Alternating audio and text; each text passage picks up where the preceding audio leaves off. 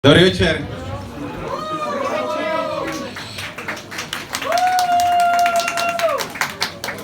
Alebo vypálen teda, keď už sa zdravíme týmto spôsobom. Ja vždy si, keď prídem do nového priestoru, ja sa zvyknem predstaviť, lebo slušnosť káže. Takže moje meno je Gabo Živčák, ale všetci moji kamaráti ma volajú Bravčák. A myslím, že keď na mňa pozriete, ani vám netreba veľmi vysvetľovať, že prečo, ne? A schudol, že? Schudol. 28 kg. Za 3,5 mesiaca. A potom prišiel ten čurák Gorgolič a hovorí mi, že ja keď schudnem 28 kg, to je keď Bugatti Veyron zlacne o 3 €. Ale ešte tu stále je toho dosť, nebudeme si hovoriť, ne? Čo, ja hovorím, že správny chlap musí mať svoje rozmery, ne? Na Cypre majú také príslovie, že muž bez brucha to je jak dom bez balkona. No a u nás v Tatrách sa hovorí, že pod veľkým bralom veľký medveď býva. A keď moja bývalá mi hovorí, že u mňa to neplatí, že ja tu mám pomník nad padlým partizanom. Zlé jazyky tvrdia, že to mám z toho, že žerem. To není pravda, ja tu mám svoje malé bábo. Ja ho volám, že to je kebábo. No ono sa to na vás nalepí, keď sa zdravujete pri okienkach fast foodov, jak McDonald's alebo KFC. Ináč KFC som dlho nevedel, čo znamená, ale sme boli teraz stand-upovať v Prešove a tam mi vysvetlili, že KFC to je kura v cesce.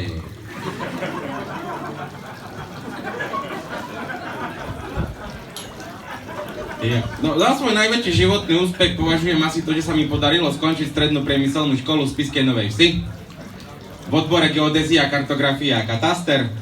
Ale ako vidíte, živím sa skôr humorom, takže na vizitkách mám napísané Gabo Živčák, zabaví aj zamera.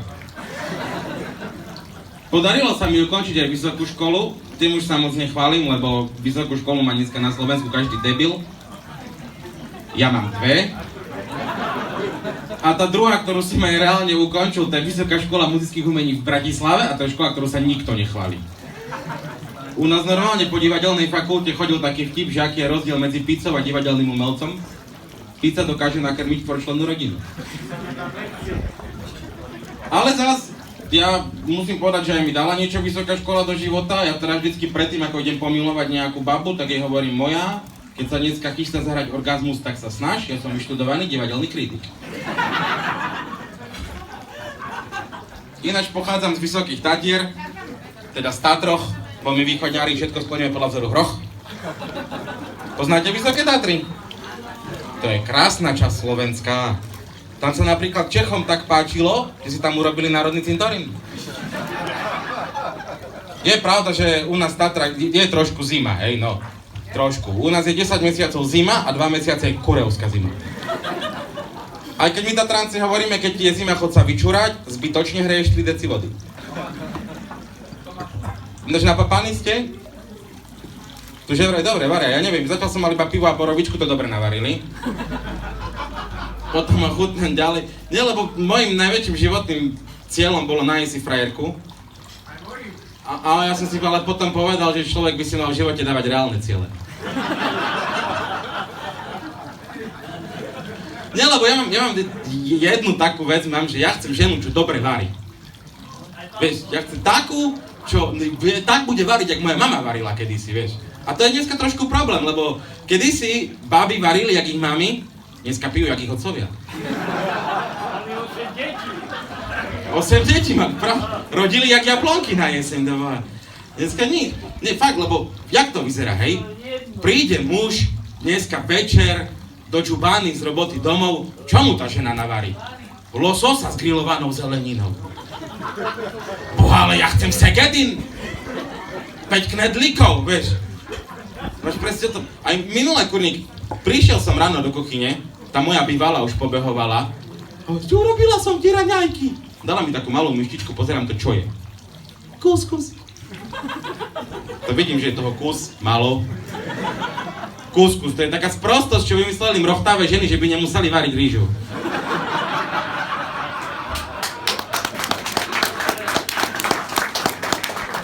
Nie kuskus, boharano hemendex mi urob, nie? Šunčičku, 3 vajíčka, paradajočku mi nakraj chleba odkroje, za to budem ľúbiť, za to večer vystriekam jak špinu. Bábi, ak ste tu nejaké mladé, nemáte frajera, fakt rada do života. Chcete chlapa, tak sa naučte variť, jak jeho mama varila. V nedeľu na obed vývar s rezankami. Bo som v sobotu pil, potrebujem brúško pohľadkať. Na druhé rezeň zemiakový šalát, alebo kúra úpeť s rýžou. 2 rady vám dám do života základné. Do všetkého dávajte veľa cesnaku. Lebo cesnaku není dosť ani v cesnaku. A jak moja mama vravela, cesnak a cibula môžu pojebať iba jahodovú tortu.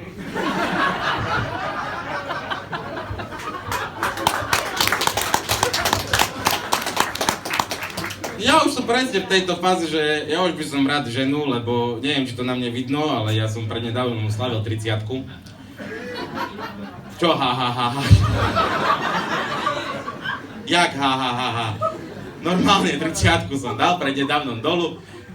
2. A to je presne tá vec, že po 30-ke hrozne to ideš človekom dolu vodou. Ty čo, takže zrazu ty čakáš nejaký pomalý nástup, ale nie, on je to v piči hneď. Ľudia, ja už sa normálne bojím chodiť ku doktorovi. Kedy si som chcel ísť ku doktorovi, nebo doktor dal penku, som nemusel ísť do roboty, do školy. Teraz ja idem doktorovi, ja som presvedčený, že zomrem. Hovorím, boha, koleno ma boli to isto rakovina mozgu. Ja sa fakt, lebo ja keď som študoval vysokú školu, ja som zvykol chodiť piť s tými, čo študovali za doktorov. Boha, ja keď si vedomím, aký ja som vyštudovaný divadelný kritik, ja sa bojím ísť vyštudovanému doktorovi. A to není nič príjemné ísť k doktorovi, vieš. To je jedno, jak skoro ráno vstaneš a prídeš do tej čakárne, tam už minimálne 8 ľudí sedí. Kedy to bohaté bábky vstávajú. A tam není príjemná atmosféra, vieš. Ja vojdem dnu, tam už sedí tých 8 babiek s tými fialovými vlasmi a tie na mňa pozerajú, vieš, že ty čo tu chceš? Mladý. Ty, že si chorý? Ty nemáš právo byť chorý. Chod domov! Takedy ma vyliečia už v čakárni. Sadneš tam, zobereš kartičku poistenca do ruky a čakáš. Musíš striehnúť. Lebo 4. kozmická rýchlosť to je presne to, čo zapnú tí invalidní dôchodcovia, keď otvorí sestrička dvere, že dajte mi kartičky. Zrazu vidíš, jak barle letia, vozík zostáva. A ty stojíš pri dverách, boha, zrazu 4 sú pre tebou, vieš. A potom ťa presne taká vec čaká, že kontakt so sestričkou. A teraz neberte ma zle, ja si vážim zdravotné sestry a ich robotu, ale devríti berú tak neochotných ľudí. Podľa mňa to už majú normálne na profesii v inzeráte, že hľadáme zdravotnú sestričku, pracovné predpoklady, neochotná.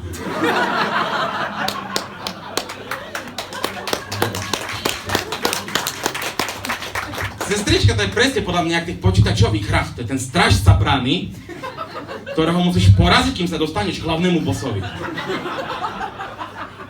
A potom vodíš do tej ordinácie a tam už sedí on. Doktor. Sedí za tým počítačom, s ktorým nevie robiť. Smutný, že mu zobrali písací stroj. A ten sa s tebou nebaví. Ten nedíde do teba. Samé nepríjemné otázky, jedna za druhou. A nepríjemná není tá prvá, že čo vás boli. Tá druhá je nepríjemnejšia. Čo ste robili, keď sa vám to stalo? Boha, tužíš výhovorky v hlave, vieš, že som spadol zo schodov. Ľudia, prosím vás, doktor študoval vysokú školu 6 rokov. Potom minimálne 3 roky atestácie, on není debil. A potom príde ešte tretia, nepríjemnejšia otázka. A pili ste niečo, keď sa vám to stalo? Rovno mu to dáš aj s tým tichom, vieš. Som sedel doma, v obývačke na kresle a som spadol zo schodov. To mi nejak nevychádzalo. A ja vlastne ani nemám doma schody. Som sa udrel o kľúčku. A keď prídeš úplne do cigány k doktorovi od hlavy až po pety, tak som spadol zo schodov na kľúčku. Čo ti na to môže doktor povedať? Maximálne ti dá nejakú dobrú radu. Nepadajte zo schodov na kľúčku. A najhoršia vec, čo sa ti môže stať, keď ti doktor povie, viete čo, s tým vám ja neviem pomôcť, to musíte ísť k odbornému. Asi to dáš Boha ešte raz. Ja som minule prišiel na preventívnu prehliadku a doktor mi hovorí, pán Živčák, máte po 30-ke, musíte mať takú veľkú preventívnu prehliadku. Boha, ja som som obehal celú nemocnicu. Hovorím si, idem najprv na kardiológiu. Vtedy som si uvedomil, že kardiológia v každej nemocnici by mala byť na 3. poschodí a bez výťahu. No preriedilo by to ten táv v tej čakárni, vieš. No, ideš na kardiológiu, už nedojdeš, ideš zbytočne.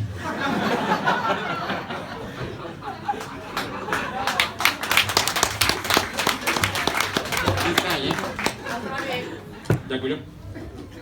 Potom hovorím, idem k očnej. Čo ma nasralo? Očná mala čakáreň vedľa detskej. A tam už sedeli tie mamičky, vieš. Hovorím, boha, všetko by som v živote robil, len nie detského doktora. Lebo keď si dospelácky doktor, príde ti pacient, on ti povie, čo mu je. Keď už ušetrí čas, rovno sa ho odberaš, pýtaš, kedy ste padli zo schodov na kľúčku. Ale keď si detský doktor, vieš, čo ti to decko povie? Čo sa ho opýtaš, vieš? Čo bľačíš? Čo ťa boli? B, to je D. Ja neviem, potom sa musíš asi matky pýtať, vieš, máte doma schody? Ako vysoko máte kľúčky?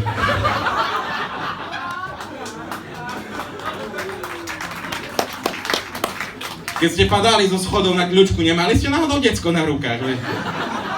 Ja som bol taký rád, keď ma očná konečne zavolala, že ma zobrala preč z tej čakárne. A potom očná boha, to je doktorka, ktorú ja najviac neznášam. Ona ma skúša. Ona chce, aby som čítal Boha nahlas, vieš. A potom mi robí takú vec, to isto poznáte, to očná rada robí, že nežmurkajte teraz, Boha, ale mi fúkaš do oka. Nie, nežmurkajte, ja vám iba vám merám očný tlak. Hej, ale mi fúkaš do oka. To je prirodzený reflex, mi fúkaš do oka, ja žmurkam. Keď mi dáš prso do huby, budem cucať.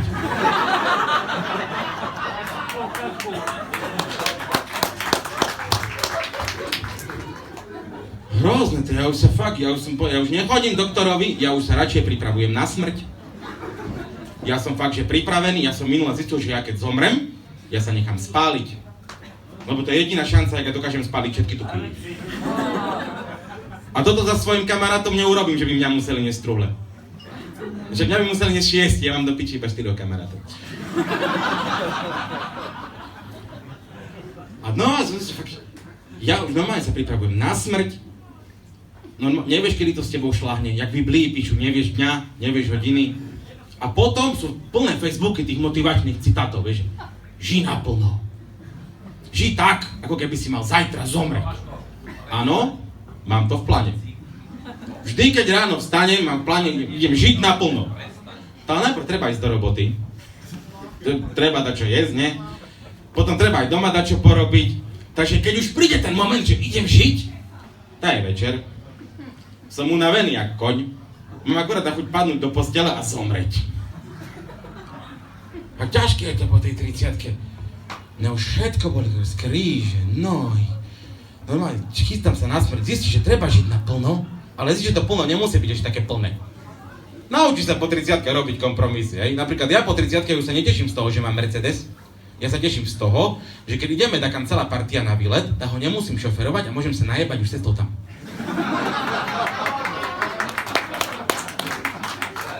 Čo sa mňa týka, ja pokojne pôjdem na výlet aj v multiplách, to znamená, že ju nemusím šoferovať. Začnú ti klesať na roky po tej 30-ke, naučíš sa robiť kompromisy a vo všetkom ti klesajú na roky. Kedysi, keby sa ma opýtal, jak si predstavujem svoju ideálnu partnerku, ideálne, keby slečna bola modelka, vo voľnom čase si robila doktorát z astrofyziky. Teraz ti už je jedno, jak ten človek vyzerá. Myslím, že každý tak vyzerá. Kým má slečna zakúte na tom správnom mieste, všetko v poriadku. A takedy môžu byť aj trochu vedľa. Fakt, kedysi ja som videl peknú babu, som si povedal, o tu sa teraz budem snažiť, zistím, čo má rada, potom ju takam pozvem. Teraz ja vidím peknú babu a poviem si, veľa roboty. A teraz Boha, veľa roboty v každom slova zmysle, veľa roboty mám ja, veľa roboty má isto ona, bo je momentálne v komplikovanom rozchode. Veľa roboty by ma stalo dostať ju von, veľa roboty by ma stalo dostať ju do postele, a už Boha nehovorím, koľko roboty by som musel odmakať v tej posteli, no stojí mi to za to. Nie, fakt ja to už po 30 ani v tej posteli nedávam. Minule pozerám porno Tam typek v misionárskej polohe naklada babu 10 minút. Jebe, ja som po 2 minútach hore mŕtvy. No a kamarát mi hovorí, počúvaj, cigareta chutí najlepšie po sexe. Ja si debil, ja som rád, že dýcham. Hovorím frajerke, že počúvaj, nemohla by si ísť teraz ty na chvíľu hore, lebo mňa dá jak picha pri srdci. Prosím ťa, a cestou otvor okno, bo sa dá jak potím. Ona toho stíne trošku viacej, lebo to je priam vysokohorský výstup na to moje bralo. Ale zase ja si postujem rožko, lebo ja to nemám rád, že keď mi žena fajče, by mi nešiel dym do očí. A zase na Tatrách je to praktické, lebo keď v zime dávaš babu odzadu, tak jej položíš brúška, aby jej neprechladila dvinky.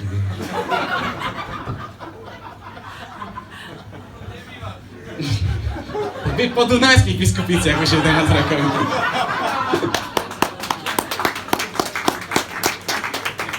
Ale dneska je tu zima jak v Tatrách, čiže... Ve Borovičke nefunguje ani jedna. Zjavne to bude chcieť ešte 2 ináč. Ale viete, čo je najťažšie, že kedysi to išlo hrozne ľahko baliť tie baby. Když som mal 20, som sadol k stolu a už som išiel, už som jej tlačil kaleraby dohľad, vieš, jakú hudbu počúvaš, jaké filmy pozeráš, čo máš rada. Teraz už hľadaš budúcu matku svojich detí. Takže musíš nejakým spôsobom zistiť, či nie je jebnutá. A nemôžeš to na ňu tak zrazu vyťahnuť, vieš, že čau, ja som Gabo, pozeráš panelák?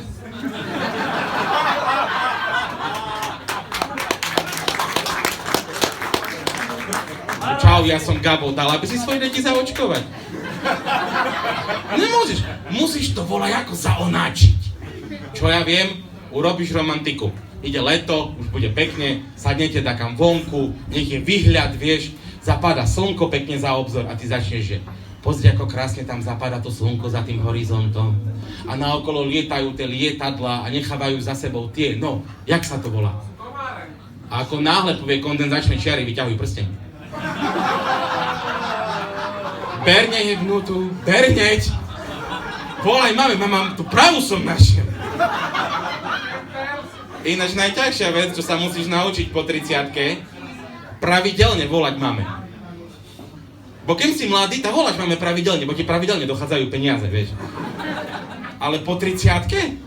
To si zober, že sedí partia ľudí pri stole, čo majú po 30-ke, tak komu zazvoní mobil, zobere, že mama mi volá. A kompletne celý stôl urobí. Boha, mame som mal volať. Minulý týždeň.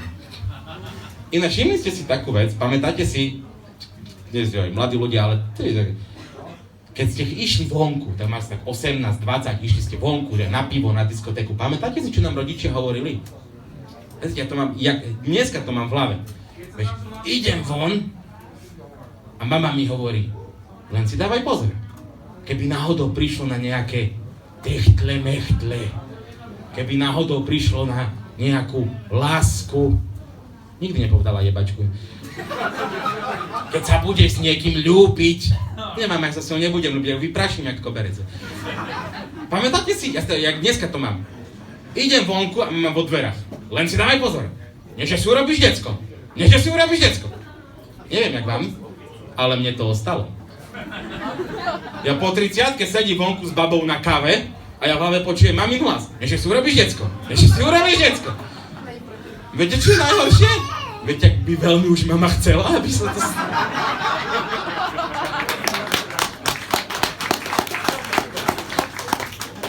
Kedy si sa aspoň zaujímala, že kto je dievča, odkiaľ je, čo robí. Teraz tu zober prvú, tu ju daj dolu na stole.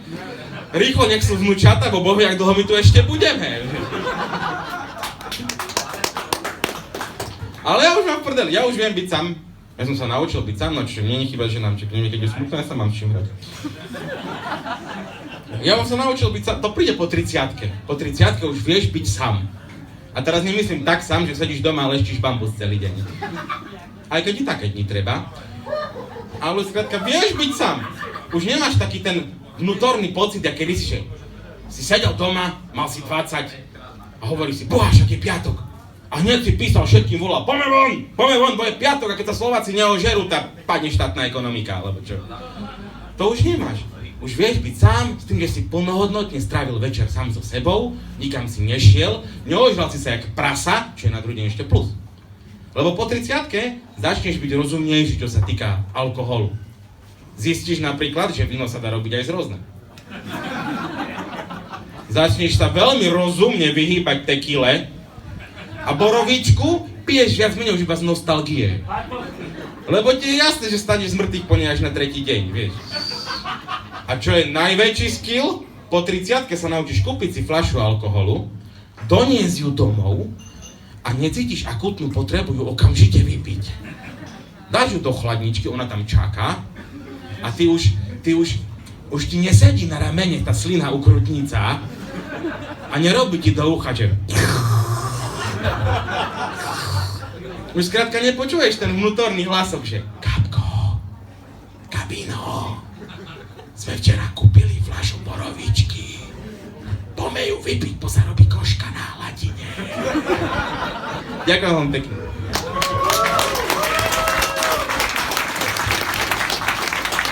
Ja sa tu ešte pohybujem, takže keby ste mali nejakú silnú motkavú potrebu pozvať ma na borovičky.